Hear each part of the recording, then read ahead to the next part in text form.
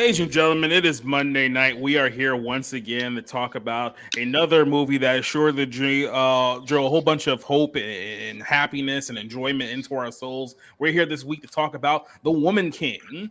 So I got my good cast of buddies here once again with us tonight. We have Mr. Rick. How are you doing today? I'm doing great. I'm doing great. All things bright and beautiful. Yes. And then also joining us today, if you haven't noticed, we're an hour later than we normally are because our good buddy here, Rob Motto, insisted on watching the Buffalo Bills kick the ever-loving shit out of the Tennessee Titans tonight on Monday Night Football. So how you doing today, Rob? How's it going? I'm doing pretty. I'm not doing great. My team's losing by 34 points against an opponent they won. They won a pretty close Monday night game against last year, and yeah, it's just a complete annihilation. So yeah, it's really good energy going in to review this this wonderful historical epic that we're going to talk about. Yeah, for those of you who are unaware, it is currently 41-7 Bills over the Titans as they currently hit into the fourth quarter. So, yes, still a chance for a comeback. I mean, hell, the Jets and then Dolphins came back, so maybe. No, they pulled their starters. Both teams pulled their starters because it was like, okay, we get it. You guys are still pissed off over last year. Okay, fine. You guys win the Super Bowl now. Yeah. Holy shit. Keep the faith, Rob. Keep the faith. Well, to make you feel if it makes you feel better, the other Monday night game is exactly even more competitive. The Eagles are up 27-7 on the Vikings right now. So yeah, you're not missing anything. It sounded like you said the Evils. I know you meant the Eagles, but it sounded like the Evils. I probably should have said the Eagles or the Eagles, one of those type of names. But yeah, I mean, I can't shit on you too hard because I was kind of rooting for the Raiders yesterday, and I think we all saw what happened with them with Arizona. How it was just like them, the Jets, and the Ravens probably had the most depressing, well, until tonight, the most depressing losses of the entire week.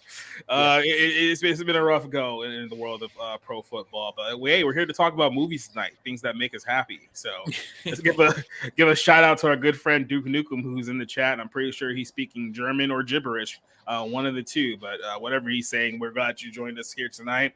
There's a lot of to talk about with this film. So I just kind of want to probably just get like straight into at least the review part of it. Then we can talk about a lot of the controversies and a lot of the, let's just say, reviews and tweets regarding this movie that we've seen over the weekend. There's been a lot of whitewashing. There's been a lot of downplaying, a lot of, as some people would like to call it, problematic elements involved with this movie. So let's go ahead and get hot into it. The Woman King. I saw this one on Thursday night. I'm pretty sure you guys saw it throughout the course of the week. The best way that I can describe this film is that this is a fantasy movie that is masquerading as an historical epic. They want you to believe that everything in this movie happened the way that they're telling you that it happened, even though we have historians that say this did not happen. As a matter of fact, you're probably downplaying major parts of this in order to prop these women up as heroes in the realm of this society. So what was kind of your thoughts about the whole thing going into before you start talking about the movie? Obviously we all knew about the controversy going into it. What was your thoughts going into this film? Kind of like fresh, only hearing about things that were discussed behind the scenes. I'll start with you, Rob. Oh, well, I thought it was hilarious because I was like, wait, because I didn't understand the controversy at the beginning of the week. But as we got closer to the weekend, it was like, oh, wait a minute. So they're fabricating a historical, people in like a positive light, but who were actually slave traders themselves. Like, this is hilarious. Yeah, no, it's hilarious. It's like, wait, so you're making this glowing sort of like all female warrior tribe, but they in reality were the slave traders that they are, I suppose, in the movie freeing the people from. So it's like, what?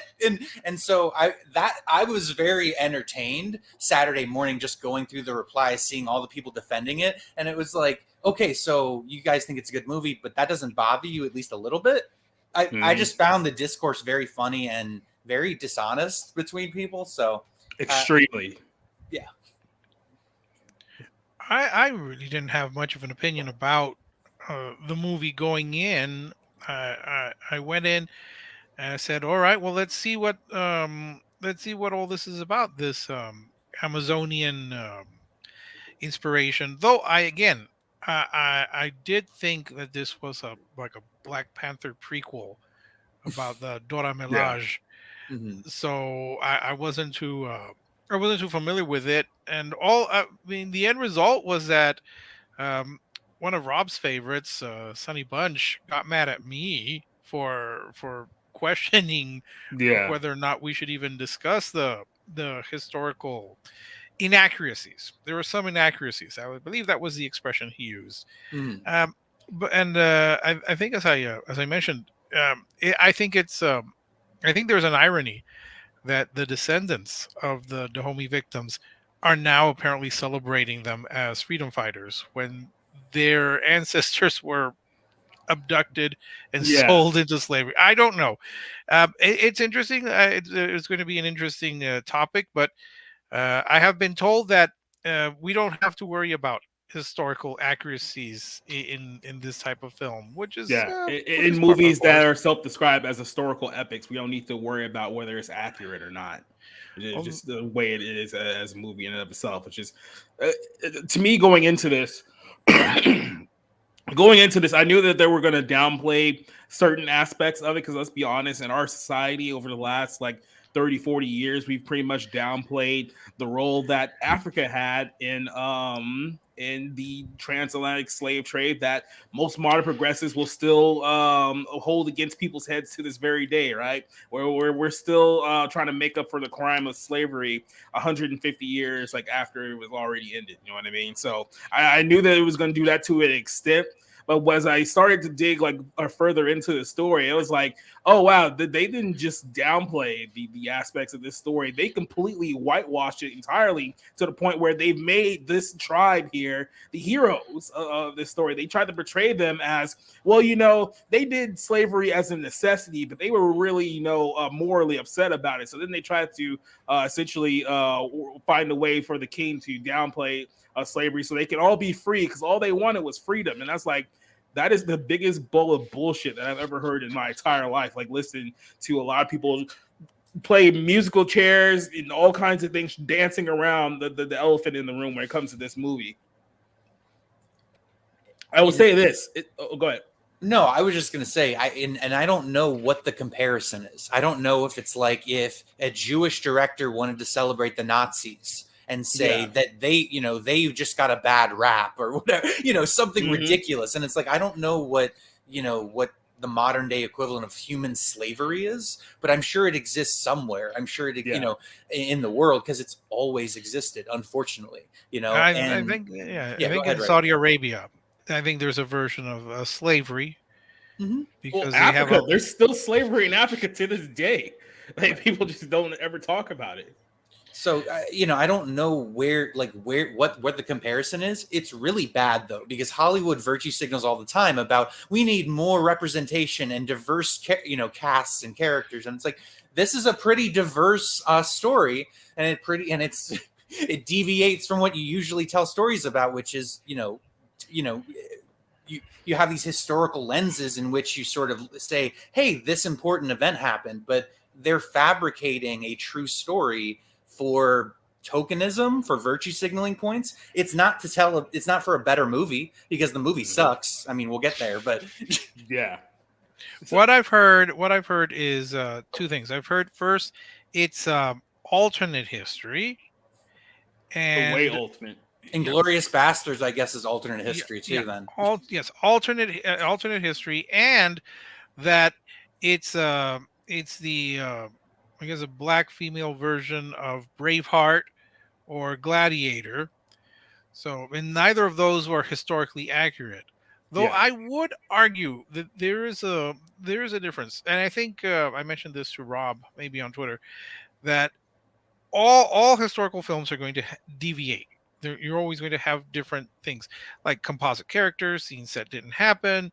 In Mary Queen of Scots always meets Queen Elizabeth I, which never happened. But there is a difference between that and changing actual history. When you have the Dahomey, who apparently were not there freeing their fellow Africans. They were actually working to sell them to the Europeans. So I think there's a little difference. Well, it's one thing, and I found out about this, or I guess connected the dots that it's something with this tribe, the Dahomey, that has expired Hollywood, and you can also say a lot of black circles over the years, because this tribe in this film was also the inspiration to the female tribe in the Black Panther movie. So this tribe inspired a lot of what we see in Black Panther, what we're probably going to see in the Black Panther movie coming out next month, which looks a lot very similar to the plot here, except for it's Marvel based, and you're going to have they're going to have a lot of Aqua fights with their version of Aquaman coming up soon. But I was thinking to myself, so this is obviously a tribe that's been well known within these circles for a long time. They know about the true history of this tribe, yet they still decided that, you know what, we're going to just chip away piece by piece at the real history of this story in order to make them the heroes, because all they see is, oh, this is just a story about strong black women, and then that's pretty much it. Like that's the far as the face value story as we're going to get here. If you bring up anything else, then you're just an islamophobe, and there's a lot of islamophobes you can attach to this one. You can call people a racist for not buying tickets. You can call people sexist for not supporting black women. There's a lot of ways you can go about this.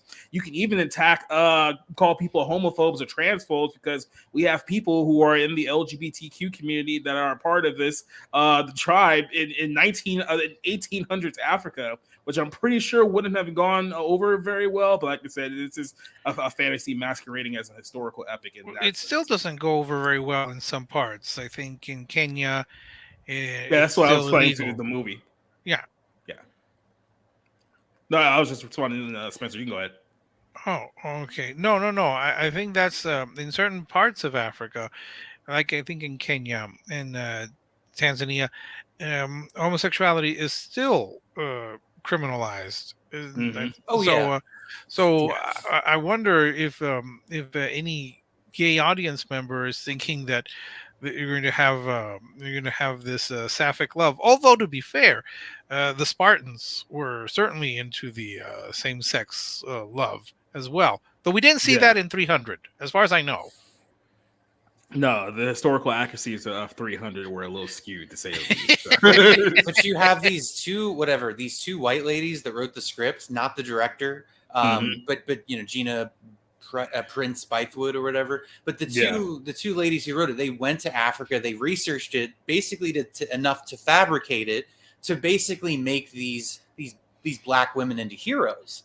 And it's the definition of racial tokenism. It's like you're taking their skin color and celebrating them as heroes, when African culture back then and even now is so divorced from American, whatever you'd call American black culture here. Yeah. You know what I mean? Like, these two things, they butt heads. They do not like each other. So it's very interesting to me that it's like you're basically cannibalizing the thing, what it actually is, to say what you want to say, which is a very thin, reductive sort of racial celebration. Yeah. And it's curious that one of the women is Maria Bello, who we know primarily as an actress. Yeah.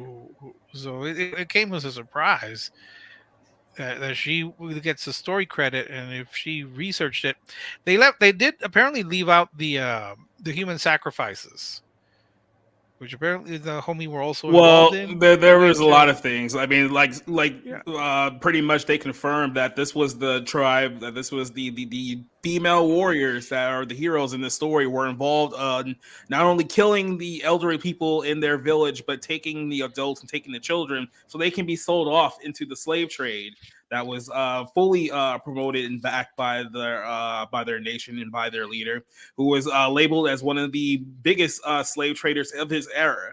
So this wasn't just like a small time operation they had going here. Like, they were pretty much one of the biggest slave traders in all of Africa.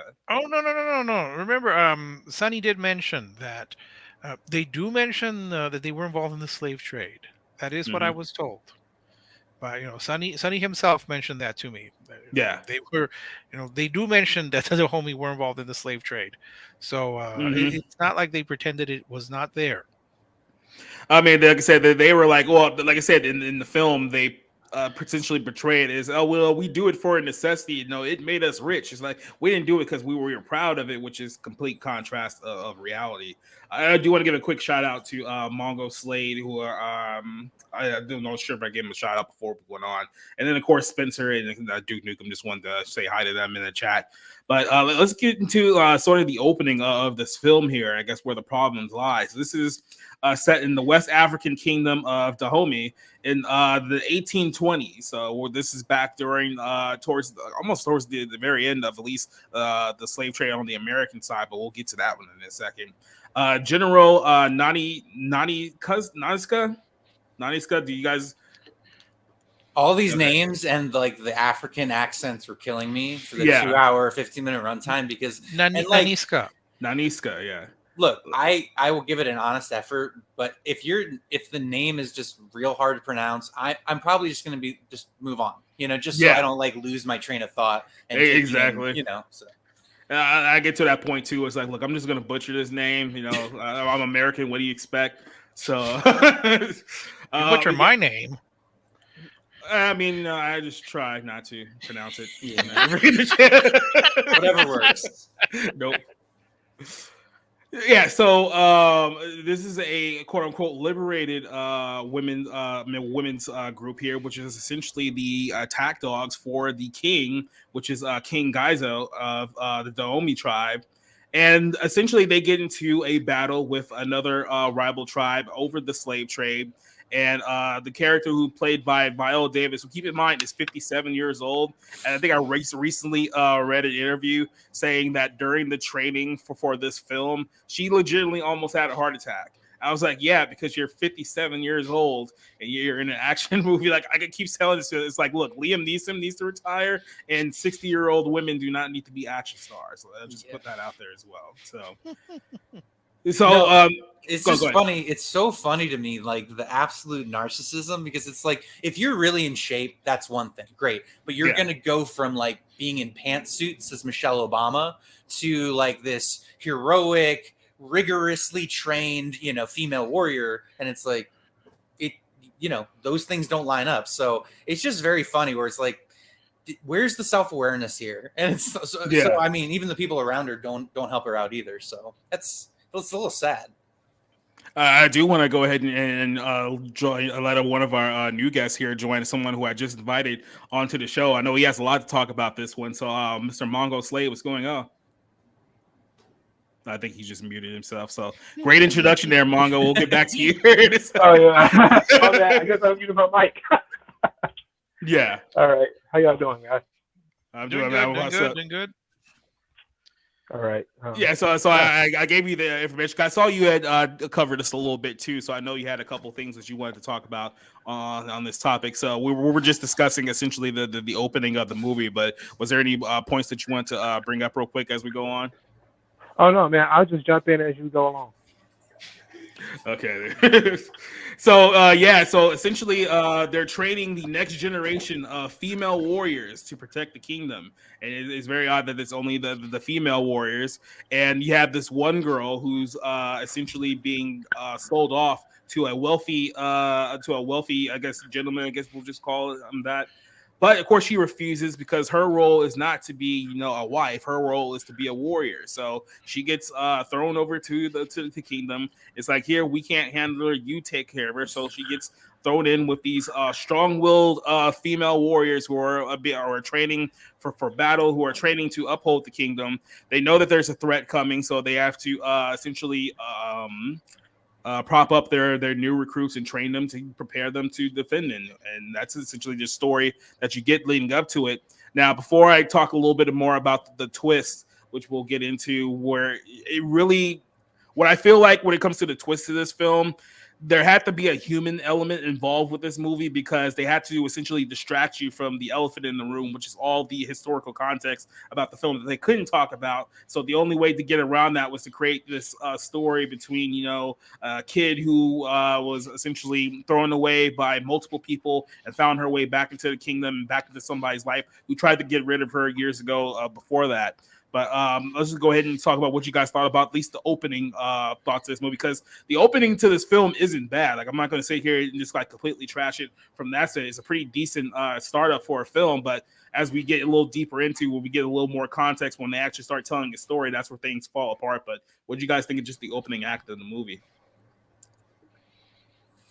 I'll start with Rob, since everyone can talk at once. Yeah, it wasn't bad. I mean, it introduces you to the characters and their world, and kind of what they're about.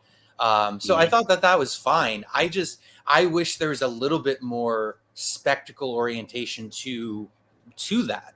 Giving us more of a visual layout of the sort of impressive visual knowledge for the audience. But it was okay. It just kind of ran out of steam not long after that. So, but yeah, I thought it was an okay introduction, and it has that B plot of the girl kind of being thrown away by her father, and she's adopted by the warrior tribe. So it kind of goes from there. Oh, well, I thought the opening was fine. It does have that whole section does have an issue that I dislike. The speaking manner and the language seem rather grand and I don't want to say over the top.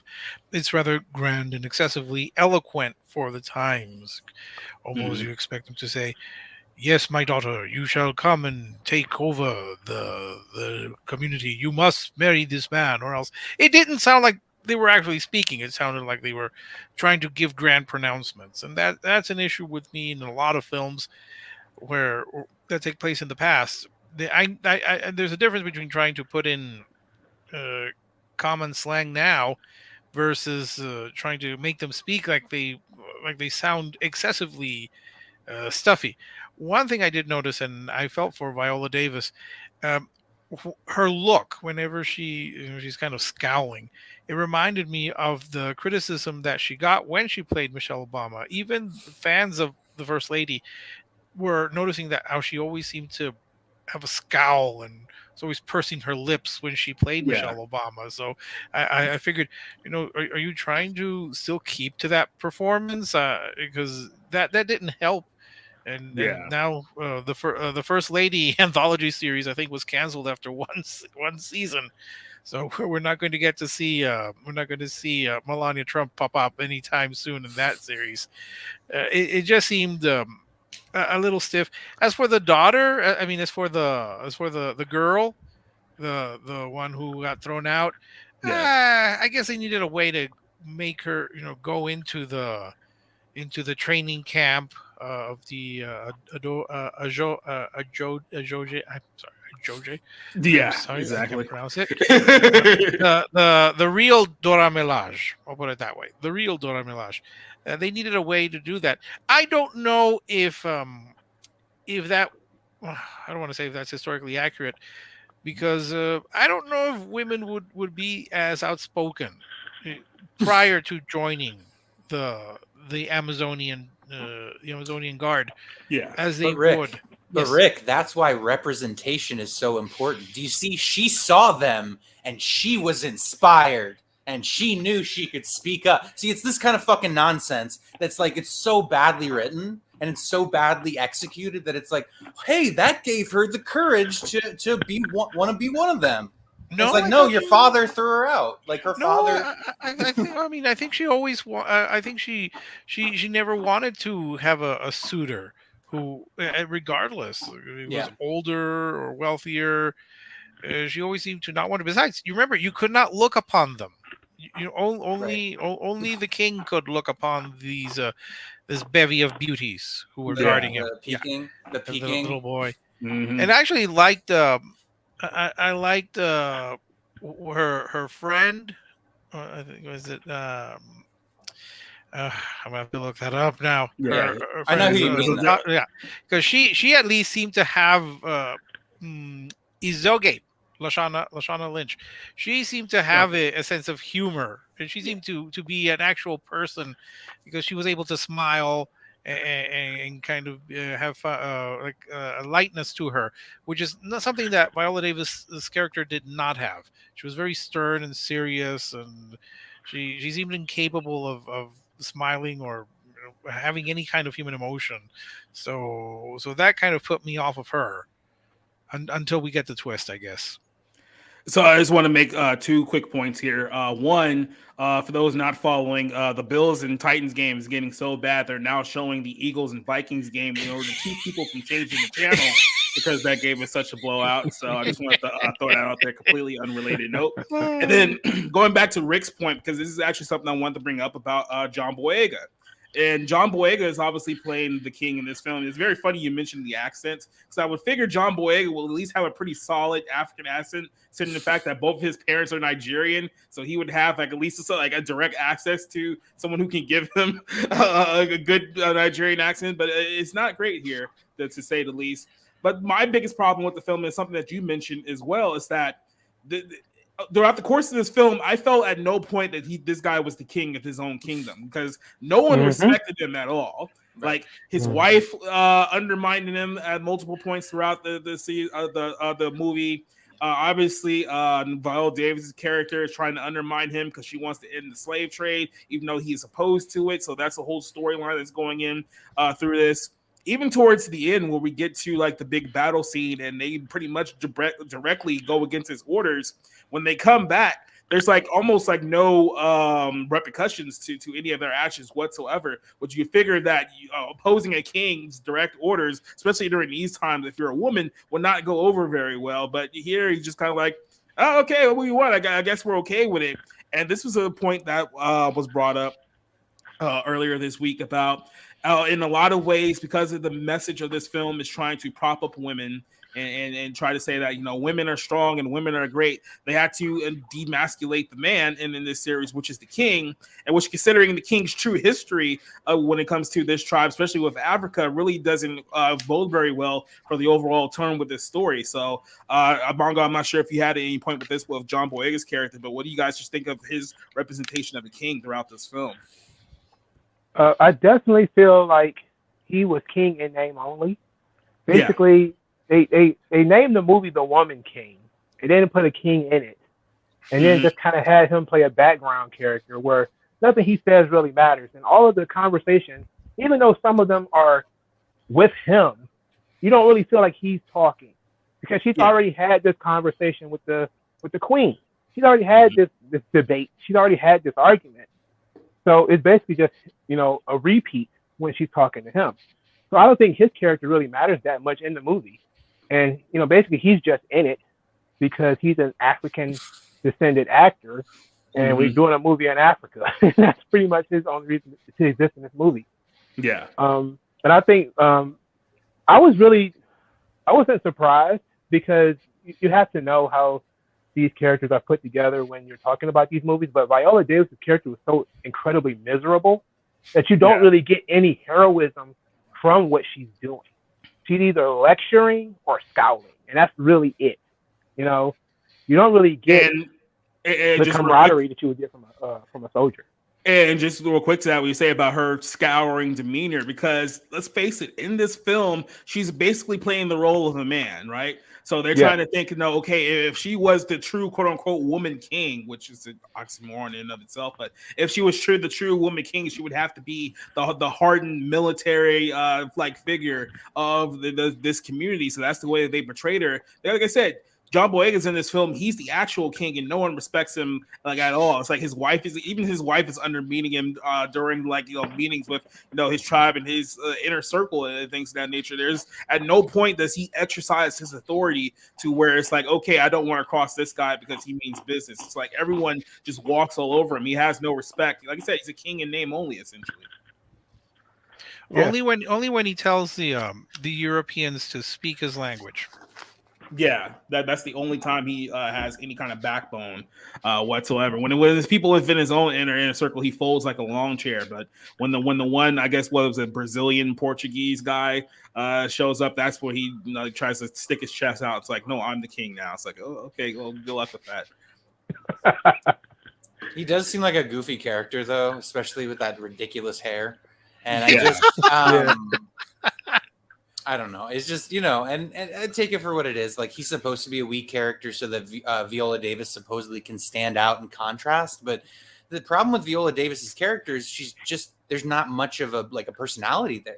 And so she's either killing somebody or she's lecturing her, the new recruit, or, debating politics that, hey, we need to do away with the slave trade because of the seed oil? Like, what was I forget what the palm palm seed, palm oil or something, or seed, palm seed. Yeah. So it was just a very interesting choice for John Boyega not to do much. And just like, hey, I get to be king, sweet, and it's good to be the good king. Paycheck. Good paycheck. Exactly, paycheck. Yeah. Well, it's interesting. Perhaps we would have thought more of her character if we saw some kind of evolution where she starts seeing that it's that there's something wrong with the slave trade and with the Dahomey profiting off it. But from the get-go, she's opposed to it, and she was willing to sell only the male captives reluctantly, because she's out there saving the women. That's what the raid is there, to rescue the women, including not just the Dahomey, I think also the Mahi people there, because one of the recruits is not a Dahomey, if I remember correctly. So they painted it as a rescue mission. I don't know if that's actually true to history. I don't think that the Dahomey were actually rescuing women and just reluctantly selling the slaves. I mean, reluctantly selling the males as slaves as punishment for having taken all these women. That's the impression that I got from the opening. Well, so the one theme here that you'll see throughout this entire film, it's very heavy early on, and the only really character development you get with Viola Davis's character is the fact that they say that, at one point she was a slave to this rival group that challenges the kingdom, and obviously, they abused her, they raped her, things of that nature. We'll get to that when we talk about the twist of the film. But the one narrative that's consistent throughout the movie, especially in the first act, is that it's very anti-male in a lot of instances, because what we're supposed to believe in the storytelling is that that it's the men that are keeping the slave trade alive, right? Because if the women had their way, if the tribe had their way, they would end the human slave trade and just sell the palm oil, and then that way you wouldn't have to sell their people anymore. That's the story they're presenting. Then when you get to the very opening of the film, where the male tribe, the rival tribe, are sitting there like just kind of like goofing off or whatnot, then all of a sudden the women show up, and the women just completely like slaughter them, like almost taking no casualties like whatsoever, defeating men in hand-to-hand combat. You see in the training montages here that that they're challenging a lot of their male counterparts and beating them in hand-to-hand combat and things of that nature. And this is part of the historical problems with the movie, is that they're presenting this female group as if they were just absolutely elite, like no one could touch them because they were the best of the best, when history says that that's not exactly true. Now, one of the things that they omit from the original story is that apparently this group did at one point face French soldiers. And if you notice, there was one part of the film a little bit towards the end where they're fighting the quote-unquote colonizers, and we'll address that in a second, that they were like mocking like their use of like weapons, saying that they have guns that makes them weak, that makes them complacent, we're stronger because we use like melee weapons and things of that nature. Well, in reality, when they did go up against the French, they ended up suffering a casualty count of about 500 of their own versus only 6 French soldiers. It was mostly due to their use of the bayonets. So when they actually did come up against colonizers with guns, they pretty much got blown the F out in reality. But in this film, in this setting, it's hammering down so much that that the women are stronger than the men, the women are more moral than the men, and if the women were just in charge, and everything in this little society would be so much better, because it's the men that are holding the women back. And like I said, it's that point when feminism that they just keep hammering in your head over and over again until you believe it, even though it's, like I said, you have to have gross inaccuracies of history for anyone to actually believe this. But did anyone else notice trends of this during the movie as well? Well, yes. Well, I have a bigger problem, because not only did I notice that the oil are very misogynistic, like almost immediately they're misogynistic, but they don't really come across as a threat either. Like, I don't think at any point in the movie do you get the idea that the Oyo are badasses. You know, No. like when you come across, like reading a little bit of the history, you learn that they started using women because they lost so many men. You know, so that would have been a good way to segue into why the women would be in this position, and that would be give Viola Davis' character something different, where she may have, maybe she had trained a little bit, but she wasn't used to full-blown war. And, you know, now some of the men have been destroyed by the Oyo, and he's like, all I got is all of these women. So, you know, we have to utilize the women, make them as good as they can be. And that way it can be something that is somewhat inspirational because it's kind of dropped into their hands. They're not actually going to look for it. But at no point through the movie do you get the idea that the Oyo are scary, badasses, and nor do they have any of these advanced weapons they supposedly get from slaves. So like they don't really have any rifles. I think they mentioned that they had horses once in the entire movie. You don't really see how the horses give them an advantage. You really don't see any of that. Every time they have any type of combat, you know, I think it's called the Agojie or something like that, Agojie or something like that. They just win, you know, and they lose very few people. So you don't really. It just doesn't matter because the pushback isn't really as strong. So you kind of look at it like, okay, how badass are they really? They keep beating these same guys over and over again, and they don't really get anything. They don't really get kicked back. I think one time some characters got captured, but that was about it. You know, and you know, otherwise, any type of head-to-head conflict they won. There's 2 points I was going to make about that. One, when they did get captured, the ones that got killed weren't even killed by that rival tribe. They were killed by, I guess, the Brazilians or whatnot. So that doesn't even count towards their record. But the other part is that you're trying to build up this army to fight this threat, but you haven't done anything to betray that they're an actual threat, even in the context of the story. Because, like I said, right off the bat, you killed a large number of them in the very opening of the film. So why are we supposed to believe that these people are in any way, shape, or form a threat when you've already wiped the floor of them once? So it's like, okay, so when guys are going to go up for the rematch and the same thing happens, it's like, well, there's no real stakes to that story because you've already beaten them twice right out the gate. Well, and what you guys said about, you know, them needing women because so many of their men had been killed. This was a brutal time. These battles were absolutely they were vicious, you know, and honestly, it was lacking in that. Like this movie should have been bloodier, should have been more violent, it should have at least given you. That's one thing that I will say about Braveheart. You can complain all you want. It's not what happened. It's not the real historically accurate. It's a visceral movie that puts you right in the middle of those battles. And I never felt for an instant that in this movie. And I don't know. I find it interesting, the real history and kind of taking it in. But it's so much more interesting than what they put on screen. There's a reason for it. PG-13. That's why they needed to. That's why they needed to tone down the violence, because it needed to be PG-13. I suppose to expand to.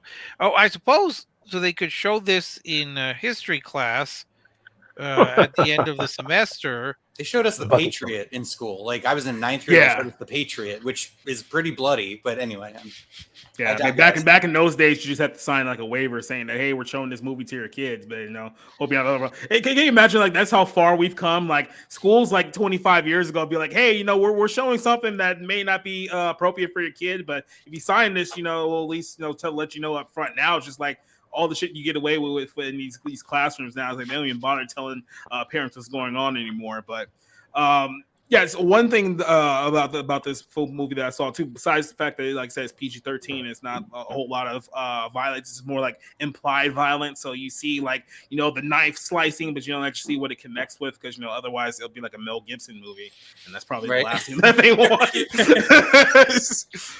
But the other part of this one is that, like I said, you don't really have a true villain in the film, because if you notice, and Rob, you actually mentioned this when you wrote on Twitter, if you notice at one point, like the dialogue in the film, they're portraying the Brazilian needs for slavery as, oh, they just want to be oppressors, right? They just want to enslave and oppress.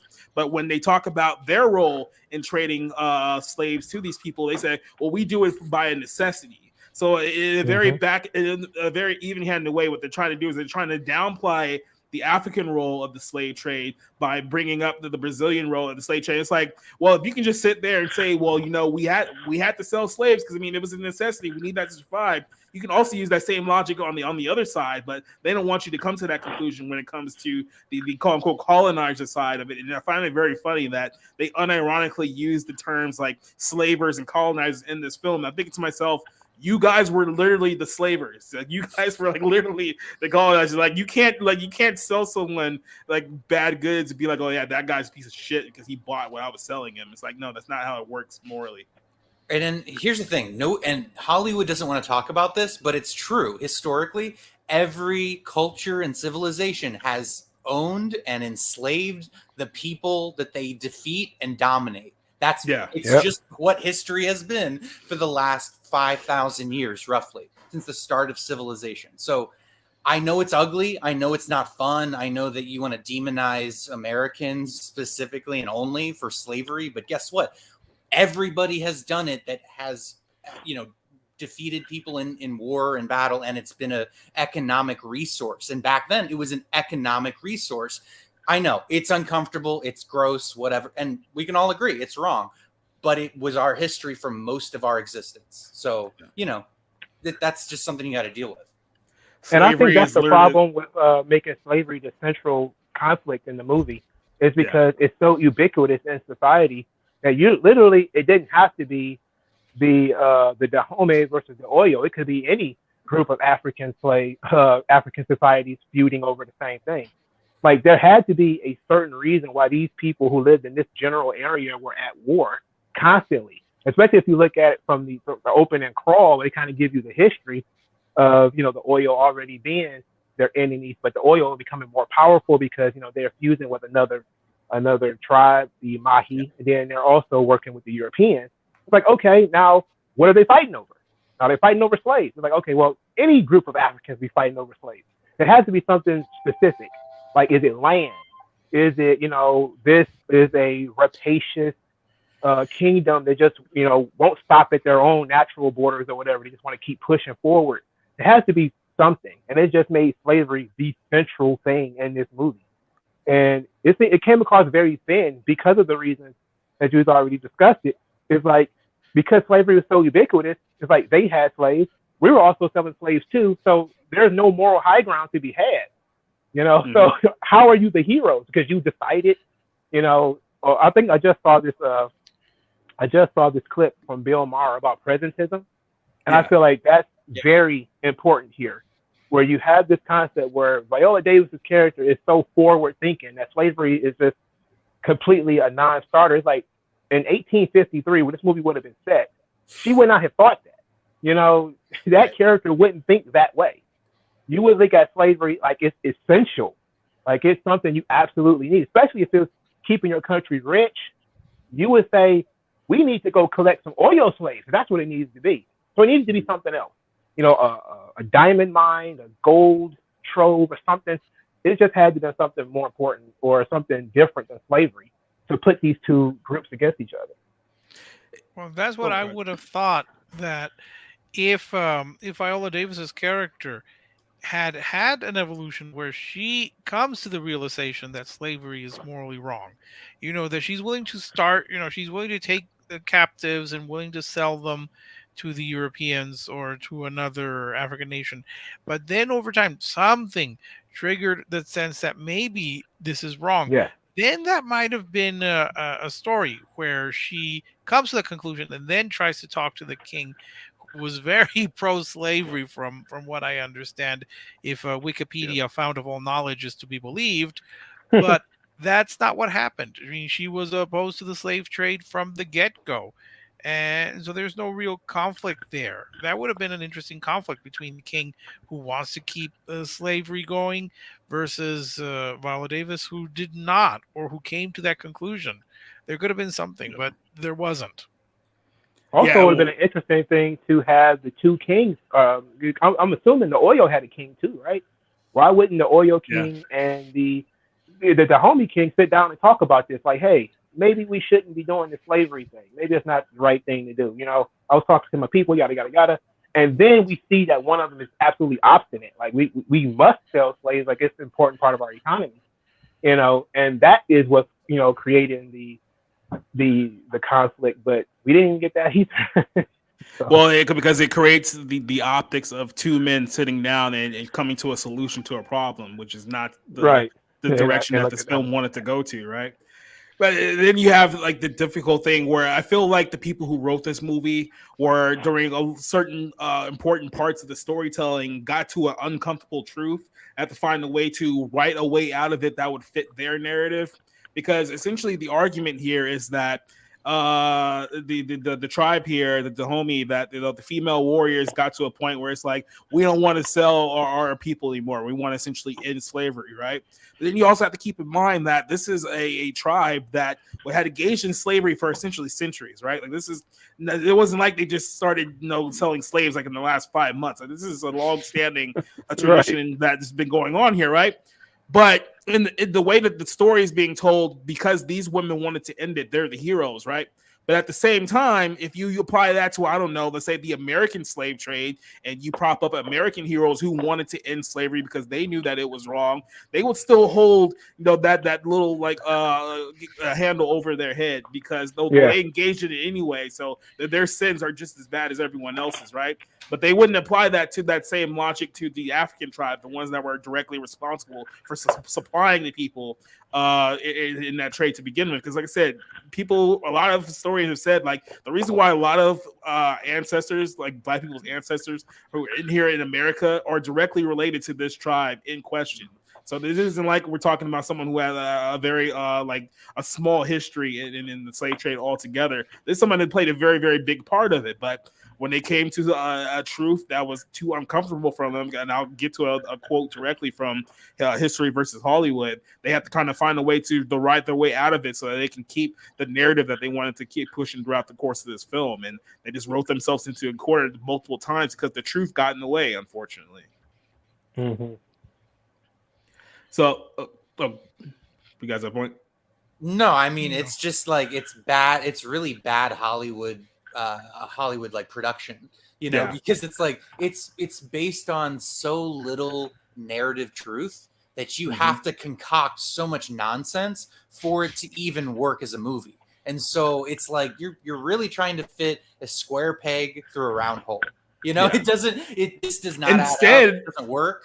So instead of just telling a truthful story and saying, hey, look, there's a lot of moving parts here. There's a lot of people who were clearly wrong for the decision that they made. But I mean, there was also some good people there too that if they wanted to present that story, the film could have worked a lot better. But that's not the story that they wanted. They were thinking about, when people leave this theater, what's going to be the lasting thought that they have regarding this movie, and that was not the point that they wanted people to leave the theater with. It feels like a lecture. It feels like this earnest, self-serious, heroic Black female tribe is righteous, and they are, but and not, the word angelic is not the right word, but basically they're saintly. They're saintly in a way where they can do no wrong, and everything they do is right, and almost like they're the work of God himself. Kind of that nonsense, that kind of level of nonsense. That's sort of what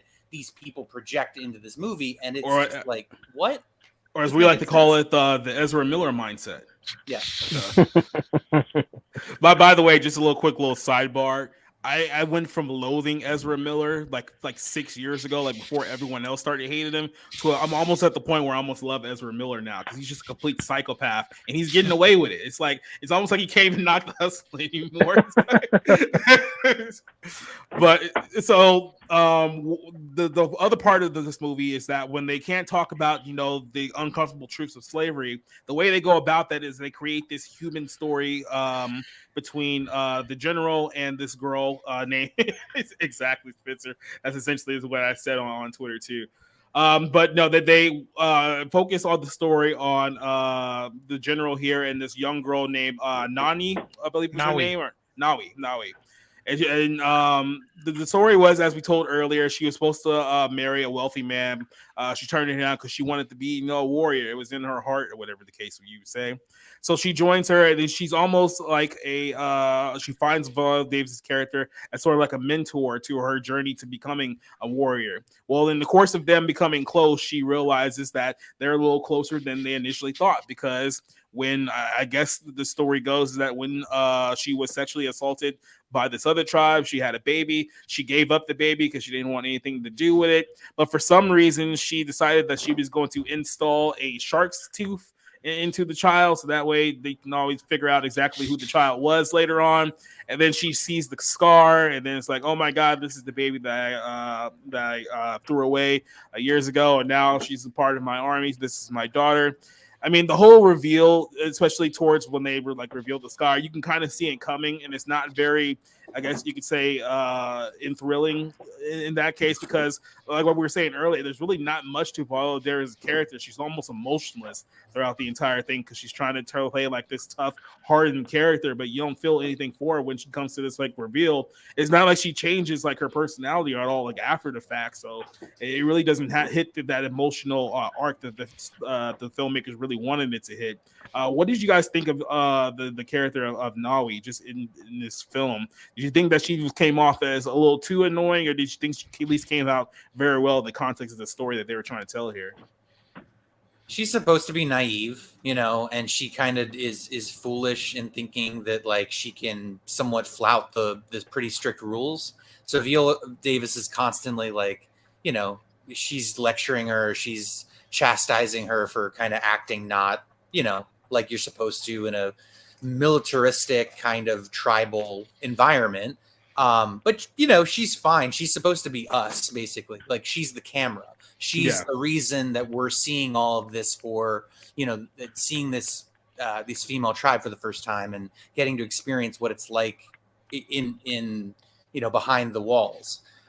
So yeah, she's a very standard character though, and I don't think she's expected to do much. She's basically kind of a plot device to get things moving. So, well, I thought she was pretty good as Rob said, the naive girl who has to rise to being a warrior princess. Though I think her defining characteristic is that loyalty, because she always seems to be going back to save someone. She saves Naniska, Viola Davis's character. She saves her friend during the trials. Before, I mean, she always seems to want to go back and rescue someone. So she has that little quirk in her character. As for the twist, it does come out of nowhere, because you never get an indication that Viola Davis's character had these rather awful experiences. And if you're going to, first I think we thought she was going to kill her daughter. She's narrating the story, which is interesting, because we already get told the story when her friend tells her about the scar that Naui has. It's like, oh, of course, she's now my daughter, obviously, because what are the chances? She tells that story, and then she repeats that story to Naui. Obviously, Naui does not know, but we, the audience, already know. So we're hearing the story again and seeing it visualized. And what are the odds? Why on earth would Viola Davis's character put the tooth in her daughter? What would be the point of that? I mean, unless she expected her to come back somehow, so she could confirm it, and we get no indication. That's the problem I had with that. Yeah, because she's mortified when she finds out. It's like she was in her mind, she was never expecting to see this girl again. So it was like, well, then why did you do it in the first place? Yes, but that's a part of this storyline that I disliked.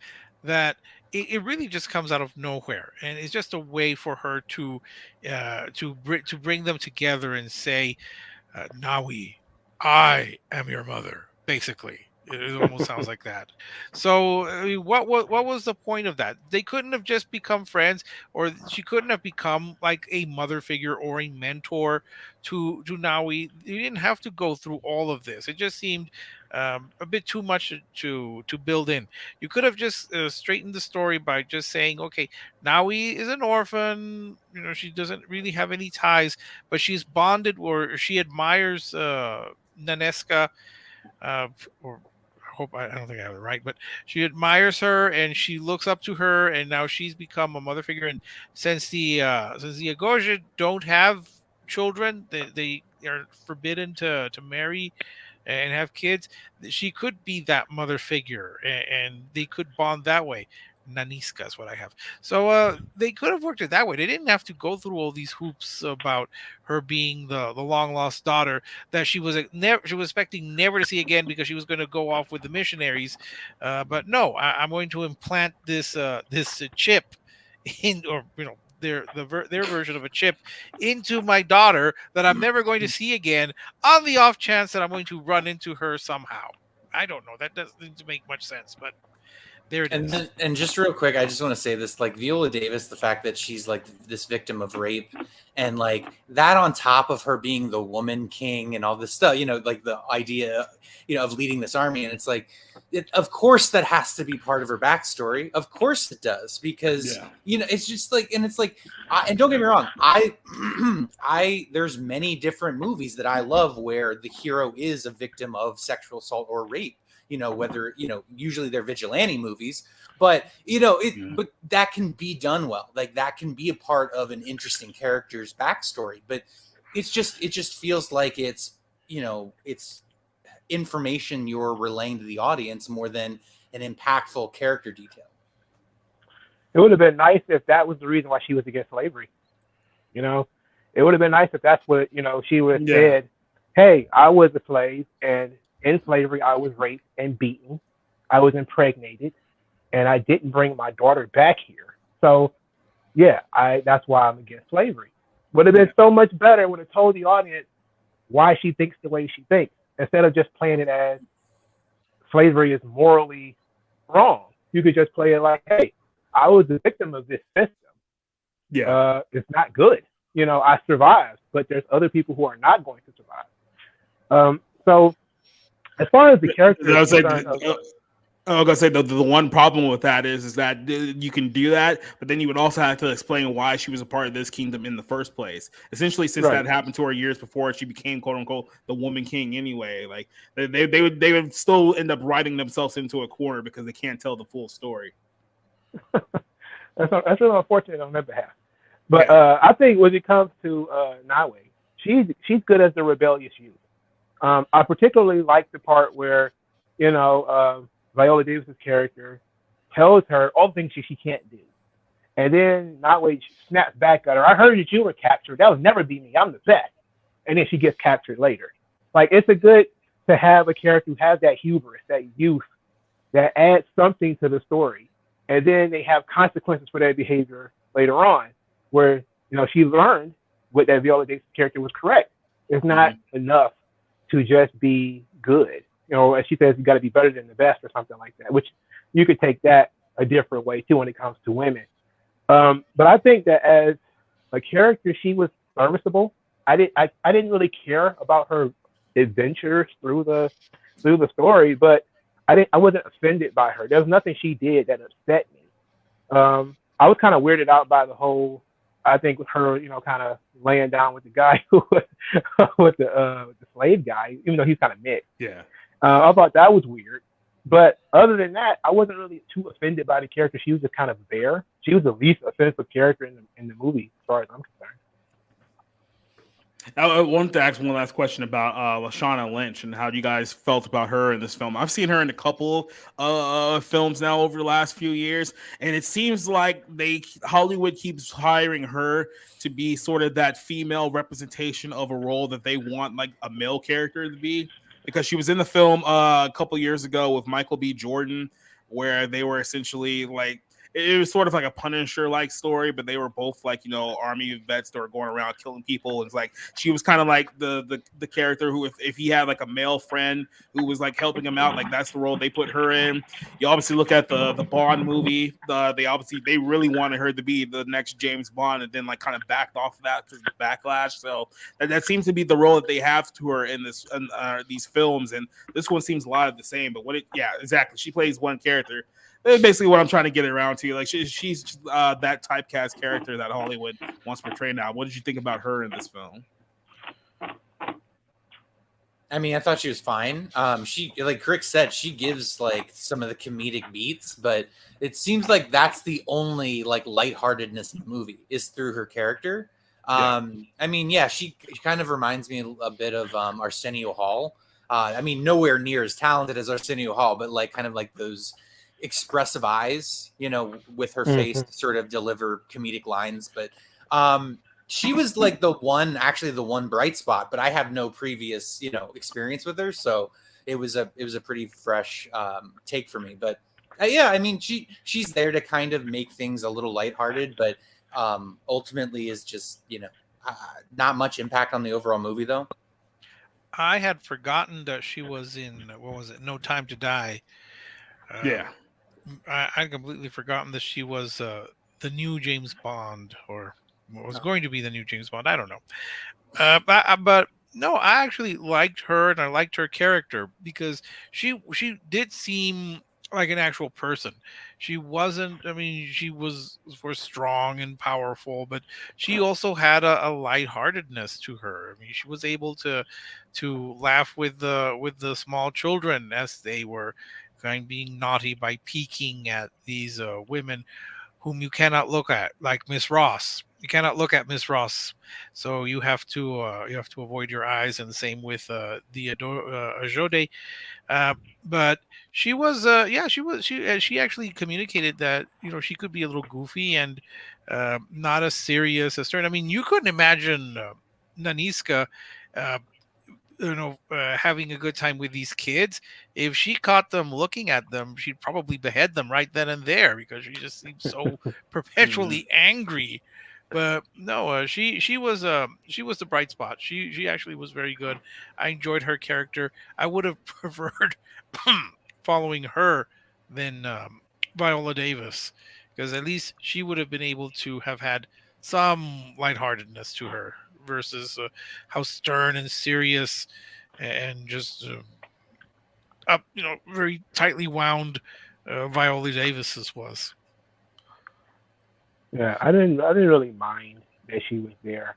I thought she was okay. I really didn't think too much about her being present in the movie. And it's just one of those things where the characters didn't jump out at me. Like, they added little bits here and there, but I didn't feel like she was an integral part of the story at all, to be quite honest. Yeah, there was supposed to be a moment of like emotional weight where like she gets shot like later on throughout the film, but like I said, I think one of the things that this film was definitely missing was that emotional connection to his audience, to where when that scene does happen and it's supposed to like really hit you as a audience member, it really doesn't have that impact that it probably should. But like I said, a lot of that I think is just part of the issues of the overall storytelling of the film to begin with. So. I think we're gonna wrap this up here with the film's ending. So we get to the end part of the movie, and a couple of the warriors, if I keep saying that, I like laugh internally. A couple of member of the warriors get captured, but then our general here decides she's gonna defy the king and go back and get her women because no women left behind or something like that. So she defies the kingdom. She goes in. She slaughters a bunch of quote unquote colonizers, which is completely antithetical to what actually happened in history, and then she brings them back. And the king, who you would figure would be furious that his order to stand down got directly violated, decides, nope, you know what? You're the woman king now, and he graces her, the woman king, despite the disobeying his orders. And afterwards, the festivities of her newfound position in the kingdom. I guess she goes off to develop some sort of relationship with her daughter, and then the film comes to an end. So what did you guys think about just the ending of the film? And then we can go ahead and give our final thoughts. Anticlimactic. We all know Yeah. where it's going. We all know how it's going to wrap up. And you know, I suppose the end is supposed to mirror what she did, what, you know, contradict what she told the girl that she's supposed to be raising and training, which is Yeah. that, you know, you're part of a whole. You're not an individual. You know, you can't make individual choices that endanger your life. Well, Yeah. so she sort of contradicts that at the end to save everybody. So it's like, whatever. It needed to end. I'm glad it did. It ran way too long, 2 hours and 15 minutes. Like, what the Way hell? too long. I mean, an Way hour and too long. 40, maybe, you know, 100 minutes runtime. Okay. But just way too long. It's dragged out. We know where it's going. It's predictable. Just probably the ending is probably, I don't want to be like, it's the worst part of it because it wraps it up. So there's some relief, but it's really ineffective. Yeah. What's interesting is that nowhere, or maybe very briefly, uh, was mention of the what's supposed to be the love story between Mm-hmm. Nawi and the Malik. So we can see how unimportant that was to the whole story, because I mean, you get little bits here and there, but they never go anywhere, except for, I guess, no, I really don't see. I guess he provided a kind of a way for her to escape for a bit, but I mean, that just shows you that that was completely unnecessary. I don't know if they felt that they needed to have a romance, but it didn't seem to pan out. Didn't seem to. It didn't add anything to the story. As for the ending, well, of course she's going to get crowned the woman king for disobeying the king, because otherwise we wouldn't have a woman king. Uh, We need one. Yeah. we needed a woman king. Although I will point out that if you want a woman king, we've had several before, and real life figures. Elizabeth the First, Hatshepsut, the Egyptian pharaoh who was a woman. Those are two women kings right there. And we've had several biopics on Elizabeth the First. We've never had one on Hatshepsut, as far as I know. So they could have worked with that. That could have been an interesting film. But I will agree, it is longer than it should be. There were times when especially in those what seemed endless training montages, where I was. Mm-hmm. Oh wait, I see some Europeans there. Okay, all right, wake up, wake up.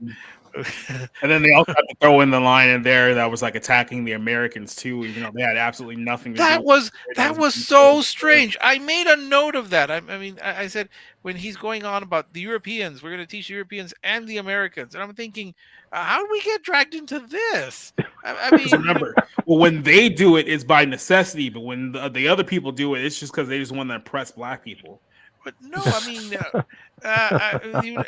this is 18, I think 1823. Well, so the United States is what, 60 some odd years old. 80, 90, Yeah. 60, 26, Right. about not, probably not even 60 years old. And technically, I think there was an import ban in 1818. I believe that was when the United States officially said that there was going to be a cutoff to the importation of slaves. Of course, they were still running them illegally, but I just said, how do the Americans get dragged into this? King Gezo or Gazo, or yeah, King Gezo, he never interacted with the Americans. The Americans played no part in all of this. He Yeah. dealt only with technically the French, the British, and the Portuguese. And the British, because for all the talks that Queen Elizabeth was out there enslaving all of these people herself, and it was she had Windsor Castle built on the backs of slaves, if I'm to believe the news, the stories after her death. Uh, they were the ones blockading the importation of slaves. So again, I was puzzled as to how the Americans, whom I don't think King Gezo worked with, dealt with, or might not have even known were there, how did we get dragged into this? That's what puzzled me as I'm watching this, and I'm thinking, All right, I am awake at this moment to listen to him go on about the Americans, how he's going to show them that we're going to get we're going to show them that we are powerful. I thought that again, how did the Americans end up in this? There are no American characters in this whole film. So It's why is he going because on about that? slavery is bad because America did it, and then we need to blame them even when they have nothing to do with the story. Also, keep in mind they're taking a shot at the Americans for slavery, like literally years before the Emancipation Proclamation, which is slavery. So yeah, it's just this little context things about how the film. The curious thing is, I think Brazil actually imported more Africans than the United States ever did. I think Yeah, there's a Mhm. large, I think yes, and curiously enough, it's Brazil Centennial. Just throwing that out there. So this is a nice gift that the filmmakers gave to Brazil to hold them responsible for slavery in part. So it just seems strange to throw in the Americans in there. And I said I'm finding that's a very strange thing to mention. Yeah, yeah. that's Go ahead. weird. Uh, one of the things that I felt was really lacking was the last fight scene. Was the Viola Davis character and the general of the oil. Who was I like was, three I just, times his size and probably like half her yeah, age. yeah. It's like this guy who visually is a big dude. Hmm. She's a 60-year-old woman, even though I give her some credit for being in shape. But she's a 60-year-old woman. To think that she could take 3 or 4 direct punches to the face just took me out of it. I was just kind of like, oh, really? Yeah. Without falling, you know? I mean, the fact that Kinda they were like even it. portraying that this would be in any way, shape, or form a competitive fight between these two is Yeah. laughable in and of itself. But this is what Hollywood does now. Like, I know Spencer is going to get mad at me for this, but we talked about this with The Princess.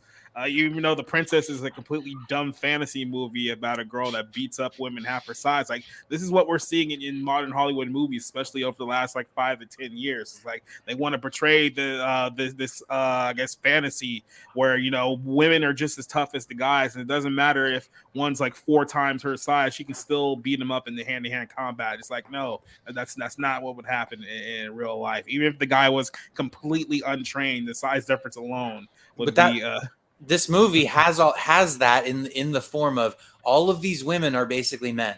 They're Yeah. basically men. There's really nothing feminine about them whatsoever. So again, it's like you can't have this conversation because you're only executing one part of the idea. The other part is to like balance that with a feminine character, and you can't do that because all you care about is they're just as tough as men, and it's like, but that nobody believes that. Well, So- maybe Nawi's romance with Malik was meant to be that feminine touch that you're seeking there. Mm-mm. I mean, that's as close. I mean, I guess that's the closest you can get. yeah.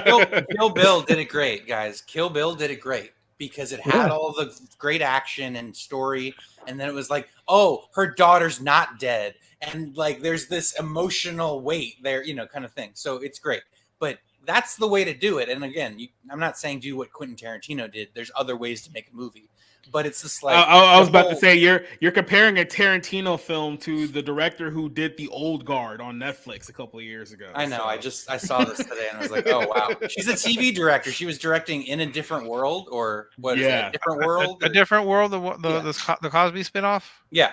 Yeah. Oh well, I mean, yeah. I think you commented that when she was rummaging through the Criterion closet. So I mean, I didn't see the whole clip. So, but it's interesting. Oh my god. It's interesting. Go ahead. No, I was just gonna say real quick that you could have a woman be strong and tough, but also have a feminine or at least a maternal side. Who thinks here that Ripley doesn't have that in Aliens? Right. That's the Yeah. that's the best example you could think of, and I thought it was because she's strong. She's more than capable of tackling anyone, but she also is carrying. She also is protecting Newt. And there's no man that I know of who does not cheer when she tells that the alien, get away from her, you bitch, because we all rally to her. So you can make a strong character, a strong female character. Same with Sarah Connor. If you look at Terminator 2, She's a mother, but she's also very capable physically. And I didn't see the Sarah Connor Chronicles, but the same thing. You don't have to lose a maternal or feminine side to be strong.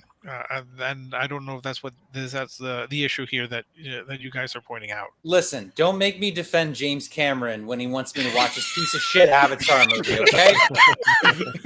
We're literally just yelling about him today too, which is even more broken clock, Rob, Yeah. broken clock. And you know it's funny because while you were talking about, just had like a moment of like PTSD. This is the same woman because I fucking hated The Old Guard. I think that film made my top 10 worst of that year, and it wasn't even a good year for films to begin with. But I was thinking to myself, she's never done like an action movie before the movie we're talking about here. Like all of her her resume is like romantic films. So when did she just suddenly become like the action director now? Where she can direct female-led action movies? Like since when? Like when has she ever proven that? Like in her whole career? Like this is the person who did like The Secret Life of Bees, and now we're good making her like why? Like why are we doing this? Love and Basketball too. Yeah. Right. Yeah, Yep. yeah. I know because at the Alamo they showed trailers of her films, and I didn't understand why until I realized, oh, it's the director. Yeah. Yeah, so this is the person who was doing I think she was even, if I'm not mistaken, the director of that awful Marvel. Remember that Cloak and Dagger show that kind of came and went because no one liked it? Yeah, she was involved in that too. So we're definitely You'll be eating your words when she's when she's up there for best director. You'll be eating your words. You know she's gonna win. For what movie? This movie, like, look, as much as we sit here, we can go and give our final thoughts here, but as much as we shit all over this movie, you know for a fact that this movie is gonna get at least 13 nominations for Academy Awards this time next year because it hits all the right check boxes of everything that they want to promote when it comes to like progressive Hollywood and things of that nature. I will say this. This is the excerpt from the History versus Hollywood, which I found very, very interesting for a multitude of reasons. But here's the one that really clung to me. I want to see if I can pull it up here real quick. I did have it up. I got to go back and check it real quick. All right, then.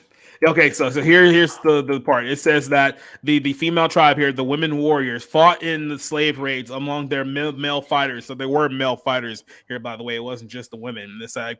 There are accounts that the Dahomey warriors conducted slave raids on villages where they cut their heads off of the elderly, whipped the bottom jawbones off of others. During the raids, they burned down the villages to the ground. Those who they let live, including the children, were captured to be sold as slaves. And then this is the line that I knew right away everything this film was and everything this film wanted to be.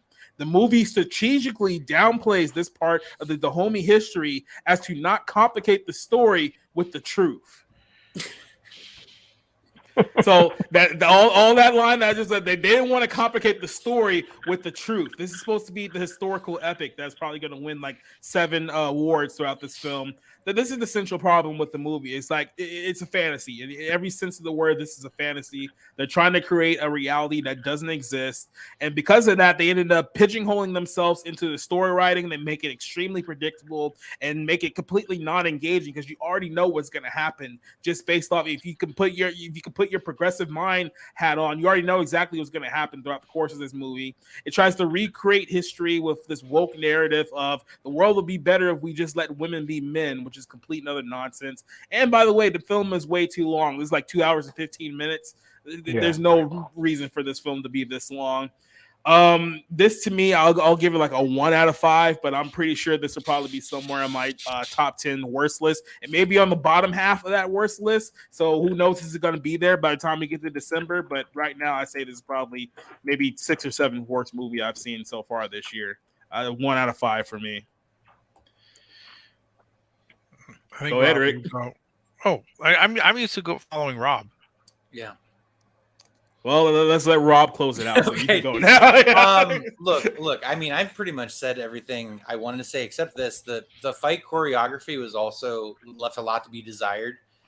There's a lot of spear twirling, which again, I mean, I know it's an African tribe, but that to me is like, guys, are we not a little tone deaf here? Like we're so sensitive about racial stereotypes, and literally you have so much spear twirling. That's all I'm gonna say. But it's not a good movie. It's like Viola Davis is self-serious for half of it, and she's a victim hero, and it wears out its welcome within the first 45 minutes, and I'm trying to be generous there.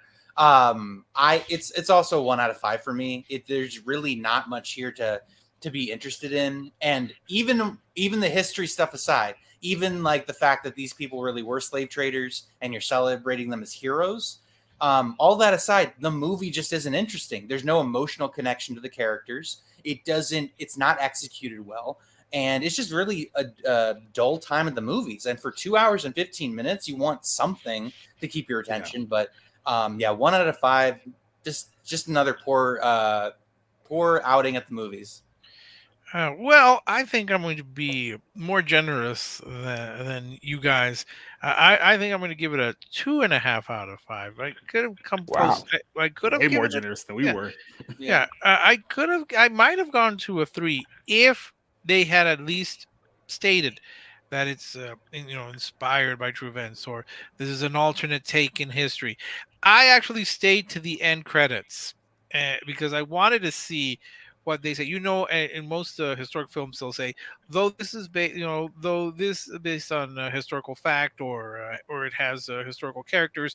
There's some scenes where some characters were composite. I was curious. At the end, the movie says this is a work of fiction. I mean, it flat out says this is a work of fiction, and it is, and it gets points knocked down because it is far longer than it should be. Some of the dialogue again seems rather grand and a little elevated for the times. Lashana Lynch, I think I did like her more than you guys did, and I think the actress who played Nawi, I have to look that up real quick here, Thuso Mbedu, I think she showed as a character. I mean, as an actress. So, I think if they had just said, this is inspired by true story or something like that, but no, it's a work of fiction, and it's being it's trying to be thought of as actual history film, which is not. And I think the fact that it is, it has some history, but it's not accurate. I think that is a legitimate subject of debate. I think too many people are dismissing that, saying, "Oh, well, we're not expecting history." No, but I expect something close to reality, and that's not what we're getting. And finally, no, this is still better. I would sooner watch this than The Gray Man. Sorry. I would sooner watch this. I was actually going to throw that back in your face that you gave The Gray Man a worse review than this film. I would still watch this than The Gray Man. I don't understand you sometimes. I just can't. So this is the last part that I wanted to bring up here. This is just more on just the critical reaction to this. Now, the reason why I pretty much know that this film is going to get multiple awards when it goes to Golden Globe and Oscar season this time around is that we had a little tiff with one of our own. Let me see if I can blur this up and make it a little bit bigger so people can see it. Oh, yeah, that's probably good right there. So you got into it with our good buddy Sonny Bunch, who I don't know. It's funny how we actually brought him up like a week ago because he recommended that dog shit ass movie that I just saw. Well, what was it? Got it. The one from the horror movie with the dude who wrote Barbarian. Barbarian. Yeah, there it is. I knew it started with a B. I couldn't remember it off the top of my head. So yeah, I threw him under the bus just for that one. And then come to read this one. He wrote a little tweet here regarding this film, saying that semi-radically a reminder that saying this historical epic has some inaccuracies, which is underselling it severely, may or may not be true, but it literally says nothing about the quality of the actual quality of the movie in question, which is where you reply, true, all historical films take liberties with the actual story, but the Damami were aiding and abetting slavery to fierce freedom fighters, however, may be more than some inaccuracies. So basically, you were calling him out for simply whitewashing the true historical aspect of this movie. Now, to say this, Sonny Bunch is not the only person who has done this. I just want to throw that out there. Every single positive review, because I read a few like positive reviews on Rotten Tomatoes. Remember, like last week it was at 100% on Rotten Tomatoes, which is absolutely ridiculous. But I was reading all of these reviews, and every single review that I read that was positive had one line in there, especially towards the end, where they were saying that, well, the film had to work its way around some troubling aspects of the true history and stuff like that, which means that every single person who reviewed this movie knows about the true history of this tribe. They know it because they reference it in their review, but they tried to downplay it as if it wasn't that big of a deal towards the overall movie, because the going message that they wanted to produce is like, hey, this is a story about black women, strong female leads. There's even one reviewer, which I can't remember her name, but she has pink hair in her Rotten Tomatoes profile, said that this was a film not only that celebrates black people, but black culture. And I'm thinking to myself, this is literally a movie about glorifying slave traders. It's like, look, and I only read one review, and it was from the New York Times movie reviewer, Manola Dargis. And it was just like, and she gave it a glowing review, and she was like, even though there's some historical inaccuracies, that the movie didn't address, and it was like, it's your job as a critic to address them. What is your why will critics not do the job they used to do when I was growing up and would shit on 90% of the movies they reviewed? I miss that. Well, what's interesting is that most of these same critics, rightly, I think, point out that Braveheart was not historically accurate. Like, Queen Sofia was really like a child at the time. I mean, that's a legitimate point to say, okay, these films are not historically accurate. But to kind of dismiss that and say, oh, well, that doesn't matter. It says right there, I don't write what X gets wrong about Y. As I think I pointed out, I think maybe to Jacob, maybe you, Rob, is like, by that point, you really can't say, oh, well, Birth of a Nation. I mean, it has some inaccuracies, but I mean, the cross cutting is brilliant, and it's a film that we watch in my intro to film class, because it's a hallmark of great film. But in my review, I said, as a film, it's brilliant. As history, it's absolute garbage, and it's like one of the worst things I've seen.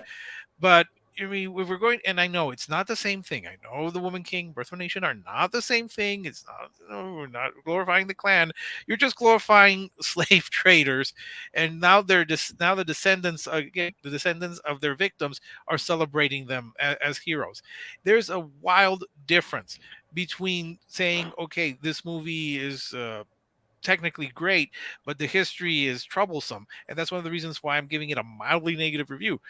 And just saying, oh, well, we can't even discuss this. I read some reviews too. I think James Barondelli, I'm sorry if I'm getting that name wrong, is someone that I genuinely respect. We haven't gotten a single name right all night, so don't worry about it. We've given up. So I respect him, and we tend to agree a lot. This time we didn't, because he loved it, and he also mentions at the end the big complaint has been that it's not historically accurate. I'm not quoting, it's not exact quote. It's not historically accurate, but it's an alternate take. I'm like, no, it's not an alternate take. I mean, that would be fiction. And it says it's a work of fiction, but people will leave this movie thinking that this is actual history, and this is what happened, right or wrong. And I think I mentioned this to Sarah Argett. Right or wrong, people get their history from film and television. Think JFK. They know that. So this is going to be passed off as history, and that's troublesome. That's troublesome to me, that we're getting a history that is not accurate. We're getting what is a false narrative. Keep this in mind real quick. if this does sweep award seasons, you're gonna get a whole bunch of people involved with this film who are gonna go up there in front of millions of people talking about how brave these women were and how this was I'm so proud that I get to tell the story of these honorable women. Like I said, they're just gonna completely whitewash the history of this film. I do want to get to one thing that Sonny Bunch said, because you did challenge him on this by saying that they didn't talk about the full extent of their historical record. And Sonny replied by saying, I don't particularly care about because I don't write what X gets wrong about Y. I write movie reviews. Well, if you're critiquing a movie, shouldn't your job be to critique what they got wrong about the historical context of a movie that's supposed to portray itself as a historical epic? Because everyone on the positive side on this is talking about them praising the historical aspect of this quote-unquote war epic, which I've seen multiple times people pronouncing as that. So if you're trying to pass this off as historically accurate, then yeah, that should be something that you would talk about in your film. But they said the people out here are apparently under this impression now that we can't do that with certain films anymore. Well, no, there's a wild difference, like I say, between like in Harriet, having a fictional character be a slave catcher who changes Right. after he sees her rescue some slaves and go through a river and not drown. There's a difference between having that fictional character or composite character and then just flat out saying that the Dahomey were heroic when they were when they were part and parcel to having the slave trade. That there's, to me, there's a difference, and I don't think we can excuse that. That's historically irresponsible. There's a wild difference between taking some liberties with a historic film, and then just saying that this is history, accept it, even though it's not really that what happened. That's troublesome. That's troublesome to me. And if it doesn't trouble other people, that's their issue.